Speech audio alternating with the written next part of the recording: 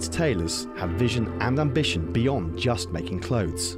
Defining a new way of selling and branding, their names would soon become synonymous with high street fashion, none more so than the company started in Leeds by Lithuanian Meshe David Osinski, better known as Montague Burton. He's an incredible British success story. He's an incredible Leeds success story. From 1904, when he had one store, I think by the start of the Second World War in 1939, he was up to 500 or 600 stores. Quite an extraordinary success story. And he did it by being innovative, by ballsy, and by understanding the mentality of the customer. So they put a lot of effort into creating what nowadays we would call a brand, and a uniform brand, so that any high street you went to in the UK, you would know that that was a Burton store. He would put a billiard hall or a snooker hall above the store to make it a destination for men. These days in retail you hear a lot about destination stores and it being an experience. Well, he made it an experience back in the 1920s. Even though I was only 18 years old when I opened HIP, I think I was just more surprising than anything that we had in people who actually came in and then bought stuff. It's like, wow.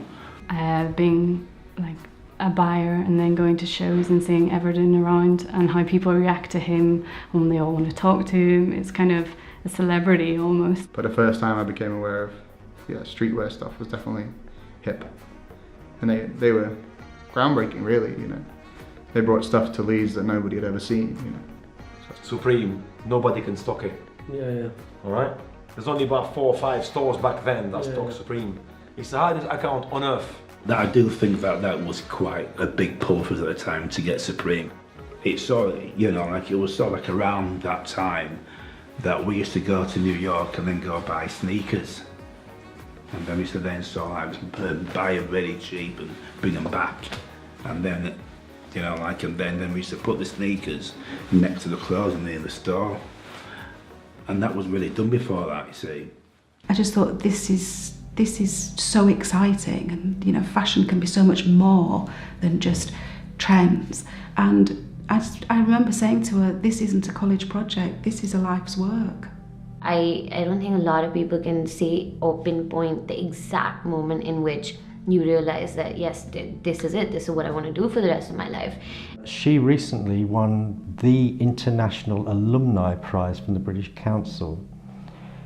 She was shortlisted one of 3 people internationally, and she won the prize for social impact of her work. Quite extraordinary. And she's, become very well known in India and worldwide now. So we have been campaigning for about a year now to end acid sale, and we have been successful because right after we ran the campaign for about 6 months, the Supreme Court of India did direct states to regulate the sale of acid. But I think that's a really small step in this big fight that we have going on.